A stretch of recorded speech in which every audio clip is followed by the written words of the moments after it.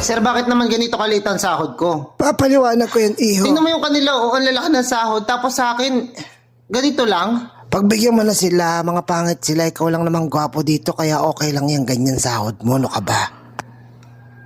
Para tong timang si Sir. Yung mga gwapo hindi na kailangan masyado ng pera, yung mga pangit talagang kailangan Wala nila. siya. Hindi naman. Para tong timang. Eh, ikaw, artistahin ka na eh. Kakailanganin mo pa ba yun? Hindi. Siyempre, kailangan ko rin dyan minsan. Kahit wala ka pera, kung sana ba lalapit na babae sa'yo, eh sila, pangit na sila, wala pa sila pera. Hindi naman. Oo, ang gwapo eh. Okay lang naman ko. Swerte ko nga eh, nakahanap ako ng kasing gwapo mo dito sa kumpanya ko, no ka ba? Tapos mabait ka pa, hawig pa ni Alden at John Lloyd. Ganun talaga. Dapat pinaunawa nyo na lang sa akin. Kasi naman to si Sir, hindi naman kaya... Gwapo na natutulungan pa yung kumpanya. Sige na nga, okay na nga to. Para naman timang si Sir. Sige na, okay na to. Kahit bawasan nyo pa.